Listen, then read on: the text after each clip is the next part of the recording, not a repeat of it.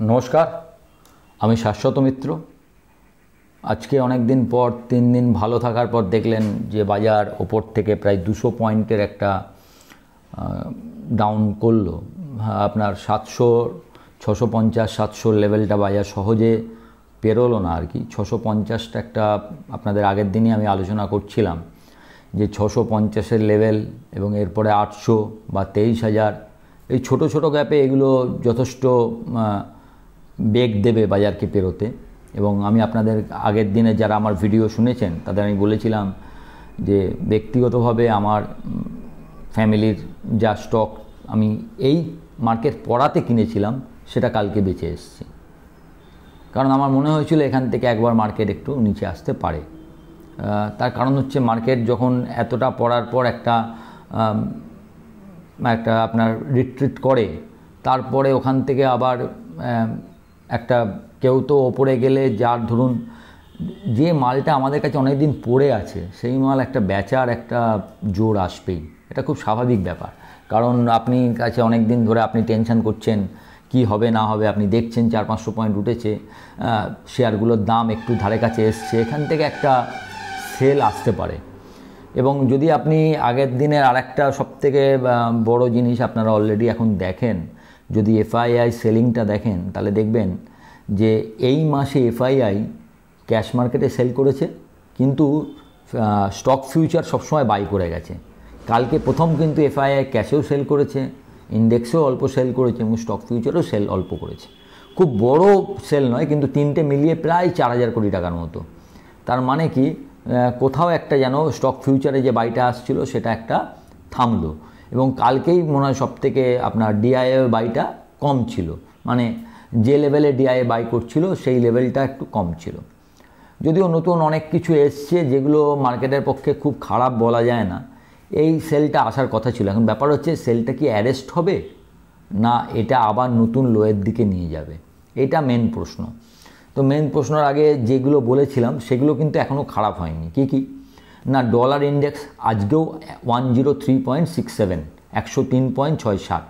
তার মানে এখনও ডলার ইন্ডেক্স, আবার কবে আমরা ভয় পাবো যে আরও মার্কেট খারাপ হতে পারে যদি কোনো কারণে ডলার ইন্ডেক্স আবার 105-6-এর ওপরে যায়। 5-এর ওপরে গেলে আস্তে আস্তে 6-এর ওপরে গেলে বুঝতে পারবো যে না, কিন্তু এখনও 104-এর নিচেই রয়েছে dollar index. That is good for the market. এখন যেহেতু ডাও জোন্স পড়ছে এবং ডাও যে জায়গায় এসছে, এখান থেকে আরও 1,000-1,500 পয়েন্টের correction cannot be ruled out, হতে পারে যে জায়গাটায় ডাউ রয়েছে। এবং যেখানে বললাম আগের দিনই আপনাদের সঙ্গে আলোচনা করছিলাম যে ডোনাল্ড ট্রাম্পের কথাটা মার্কেট ভালোভাবে নেয়নি। উনি যে বলেছেন মার্কেট কী করলো আমার জানার দরকার নেই, I will do my work, এটা মার্কেটের ওপর নির্ভর করবে না। তো সেটা মার্কেট ভালোভাবে নেয়নি, যদিও মার্কেট সর্বশক্তিমান, আমরা সবসময় বলি মার্কেট ইজ সুপ্রিম। তো মার্কেট মানুষকে যে কোনো, সে আপনি আমি হন, আমিও যদি বলি আমি যা বলবো তাই হবে, তো মার্কেট আপনাকে বুঝিয়ে দেবে। আগের দিনে একজন বলছিলেন, আপনি একটা কমেন্ট লিখেছেন যে আপনি আস্তে আস্তে বলেন, জোর দিয়ে বলেন না। জোর আস্তের ওপর মার্কেট নির্ভর করে না দাদা। আপনার market is a game of probability, কি হতে পারে, কি হলে কি হবে, এবং তার এগেনস্টে আপনার আরএমএস কি, রিস্ক ম্যানেজমেন্ট কি, দ্যাট ইজ মার্কেট। এটা কেউ জানে না কি হবে, কেউ জানে না বলা ভুল। আপনারা যারা জানেন তাদেরকে আমি হয়তো করলাম, আপনারা হয়তো জানেন, আমি জানি না আর কি, মেনলি বলার। আমি প্রবাবিলিটি দেখি, আমি এটা বিজনেস দেখি। এই ডিসিশান নিলে আমার মনে হয় এই লাভ হতে পারে, যদি আমার ডিসিশান ভুল হয় তাহলে আমার কত লস হবে, এই দুটোর অনুপাত কি হতে পারে, এরমভাবে আমি মার্কেটটাকে দেখি। আমার কাছে সবসময় তাই। যেমন আগের দিন আমি একটা হিরো কল, আপনাদের কল ঠিক নয়, এটা অনেকেই এই ব্যাপারটা ভুল করেন যে এটা একটা এডুকেশনাল চ্যানেল, এখানে আমি এডুকেশনাল পারপাসে কি মনে হচ্ছে, কেন মনে হচ্ছে, যেহেতু আগের দিন আমি আপনাকে বলেছি আমার মনে হচ্ছে মার্কেট নিচে যেতে পারে, সেই এডুকেশন পারপাসে আমি আজকে দিয়েছিলাম একটা অপশান, যেটা স্ট্রিক্টলি ফর এডুকেশনাল পারপাস, যে আপনি 20-25 টাকা এই অপশানটাকে লক্ষ্য রাখুন, এইটার 25 টাকার এগেনস্টে আপনাকে 50 বা 75 টাকা হতে পারে, কি 30 টাকা হতে পারে, 40, মানে লাভ হতে পারে। এখন এইটা মানেই নয় যে আপনি এটা নিয়ে ট্রেড করবেন, আপনাকে এটা দেখতে হবে। যদি আপনার এই আইডিয়াটা ভালো লাগলো, তখন আপনার যিনি এটা আছেন যার থেকে আপনি সমস্ত কলটল নেন বা যিনি আপনার কে সাহায্য করেন এই ব্যাপারে, আপনার এই ইকোনমিক ব্যাপারে, তার সঙ্গে আপনি কথা বলবেন। তিনিও যদি ওটাতে এক মনে হয়, আপনারও যদি এক মনে হয়, তখন আপনি সেইটা একবার দেখতে পারেন উইথ আপনার স্পেসিফাইড স্টপ লস, বা আমি তো আমার মতো করে বলেছি। তো it's only for educational purpose, যে দেখানো যে আমি কোন লেভেলটাকে কিভাবে ভাবছি, যে এই লেভেলটা থেকে একটু খারাপ হতে পারে, এই লেভেলটা থেকে ভালো হতে পারে, এই অ্যাকর্ডিংলি এইগুলো দেওয়া। তো যাই হোক, তো আজকেও দেখলেন সেটা 25 টাকা থেকে 75 টাকা গেছে।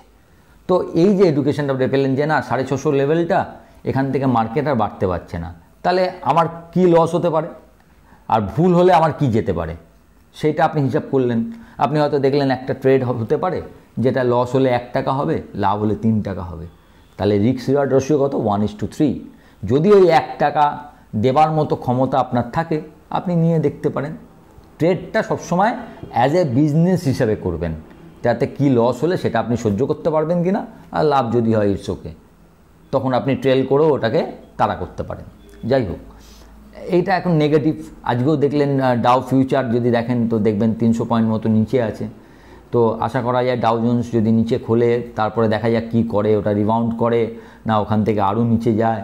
এবং আজকের এফআইআই ডিআই ডাটাটা খুব ইম্পর্টেন্ট, দেখা যাক এফআইআই আজকের মুড কেমন ছিল, যেহেতু মার্কেটটা এখানে পড়েছে।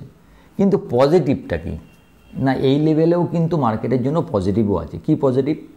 আপনারা যারা বলেন যে এই যে আমাদের আপনি কোনো শেয়ার কিনতে গেলে কি দেখেন, তার টেকনিক্যাল দেখেন, তার ফান্ডামেন্টাল দেখেন, এছাড়া কি যারা ভালো বোঝেন, আপনারা যারা মনে করেন আপনার যিনি রয়েছেন তার সঙ্গে আলোচনা করেন যে ঠিক আছে আমি দেখি এই স্টকটা কেমন হবে, আপনি বলুন, সেই অনুসারে আপনারা তার ডিসিশন নেন। সে এফআইআই কাদের কথা শুনে? এফআইআই তো নিজে তো এফআইআই বা আলট্রা এইচএনআই এরা তো নিজেই সব জানবে এমন নয়, তারাও এটা নিয়ে ফান্ডামেন্টালি দেখে, টেকনিক্যালি মার্কেটের অবস্থা বুঝে, মাইক্রো ইকোনমিক্স কেমন আছে, আর তারা মেনলি ফলো করে হচ্ছে বড় বড় ব্রোকারেজ সংস্থা। সেই বড় বড় ব্রোকারেজ সংস্থা কারা? তারা হচ্ছে ধরুন মর্গান স্ট্যানলি, জেপি মর্গান, তারপরে আপনার ব্যাঙ্ক অফ আমেরিকা, জেফ্রিজ, এই যে নামগুলো, সিএলএসএ, এই যে বড় বড় ব্রোকিং সংস্থা, এই নামগুলো থেকে তারা আইডিয়া নেয় কী করবে। তাই এই যে নামগুলো বললাম, এদের মধ্যে 4 জন অলরেডি ভারতীয় মার্কেটে পজিটিভ হয়ে গেছে। তারা ভাবছে ইন্ডিয়ান মার্কেট খুব ভালো হবে। কারা তারা? যেমন ধরুন bank of America. Bank of America গতকালই বলেছে ইন্ডিয়ান মার্কেট আস্তে আস্তে নেবার মতো হয়ে যাচ্ছে। Jefferies very positive on Indian market. সবচেয়ে ভালো কথা বলেছে মর্গান স্ট্যানলি। কি বলেছে? রিধম দেশাই বলেছেন যে আমাদের মার্কেট ভালো তো হবেই, এবং 4th কোয়ার্টার রেজাল্ট কি হতে পারে, নাই খারাপ নাই ভালো, যে কোনো একটা বলবেন যে খারাপ হবে, ভালো হবে, খুব ভালো হবে, এইসব বলবেন। উনি কিন্তু এই কোনো ওয়ার্ডটা ইউজ করেননি। উনি বলেছেন 4th কোয়ার্টার রেজাল্ট কামাল করবে। করবে কিনা আমি জানি না। আমি আপনাদের 3 মাস ধরে একটা কথা বলে আসছি, এই মার্কেটের ফেট ঠিক হবে 4th কোয়ার্টার রেজাল্টের পর। 4th কোয়ার্টার রেজাল্ট দেখে এফআইআইরা ডিসিশন নেবে কি হতে চলেছে, মার্কেট ভালো হচ্ছে না খারাপ হচ্ছে। তো 4th কোয়ার্টার রেজাল্ট সত্যি করে উনি যেটা বলছেন যে কামাল হবে, তাই যদি হয় তাহলে এখান থেকে যেখানে মার্কেট পড়বে সেই সব জায়গাগুলো আস্তে আস্তে আপনার গ্র্যাজুয়াল ইনভেস্টমেন্টের জায়গা হবে, যেটা আপনি বলেছেন। আমি বলেছি আপনাদের যে 5% পড়লে এসআইপি আপনাকে করতে হবে, কারণ আপনি জানেন না মার্কেটের ডাউন কোথায়। কেউ বলছেন 18,000, কেউ বলছেন 12,000, কেউ বলছেন 8,000-এ চলে যাবে মার্কেট। কোনোটাই আমার জানা নেই। আমার শুধু এইটুকু জানা আছে যে শেষ পর্যন্ত 0-র ওপরে থাকবে। এখন যে যেটা বলছেন আমি সবই মান্যতা দিচ্ছি, কারণ আমি জানি না তো।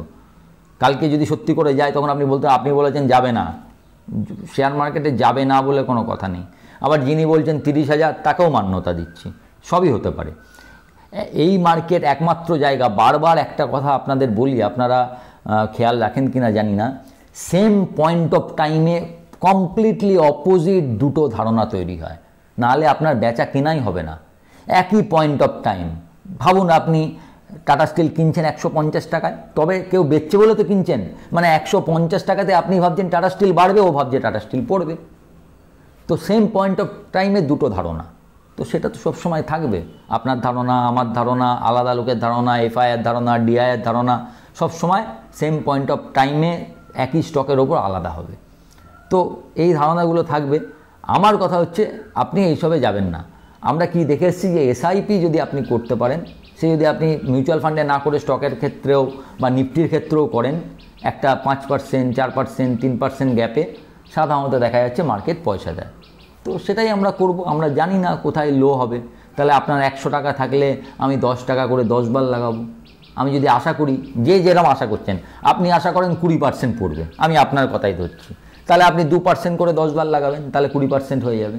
আপনি আশা করছেন 10% পড়বে, তাহলে আপনি 1% নিচে নিচে 10 বার লাগাবেন, তাহলে 10% হয়ে গেল।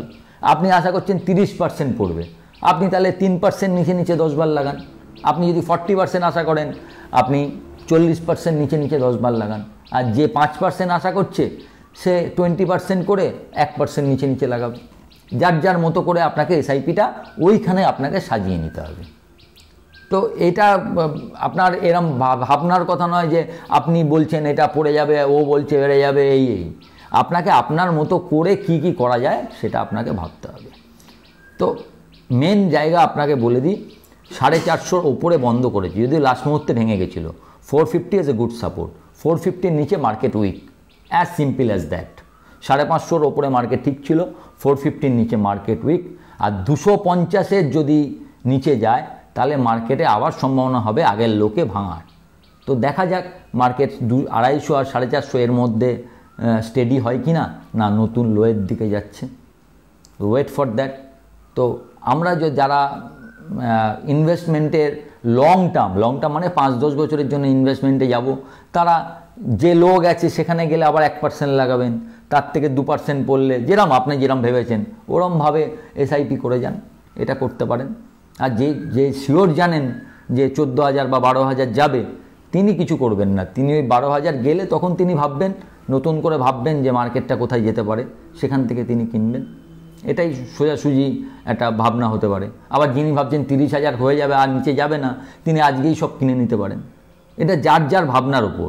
আমি এগুলো কোনোটাই জানি না, ফলে আমি ওই এসআইপির ওপরই থাকবো। স্টকেও তাই, নিফটিতেও তাই, সব জায়গায় তাই। আমি ওই ট্রাঞ্চেসে আস্তে আস্তে ছোটো ছোটো বিনিয়োগ করব। যেমন ছোটো ছোটো বিনিয়োগ করেছিলাম, 550 সব বেচে দিয়েছি, আবার নিচে এলে আবার ছোটো ছোটো বিনিয়োগ করব। তখন আবার চিন্তা করব এটা লং টার্মের জন্য নাকি এটা আবার শর্ট টার্মে একবার বেচতে হবে, মার্কেটের ওপর সেটা ভাববো। কারণ মার্কেট তো সবসময় চলমান, তাকে আপনি একটা স্ট্যাটিক ভাবনা দিয়ে ভাবতে পারবেন না। আপনাকেও আপনার ভাবনাকে চেঞ্জ করতে হবে সব সময়ের সঙ্গে। তো আপাতত নিচে খেয়াল রাখুন 22,250, ওপরে যদি আবার 22,650 এবার পেরোতে পারে, তাহলে জানবেন 22,800, 23,000-এর যাত্রা হতে পারে। ভালো থাকুন। আমার ভিডিওটা ভালো লাগলে একটু লাইক, শেয়ার এবং সাবস্ক্রাইব করবেন যারা প্রথমবার দেখছেন, এবং আমার টেলিগ্রাম চ্যানেলের সঙ্গে যুক্ত থাকবেন। নমস্কার।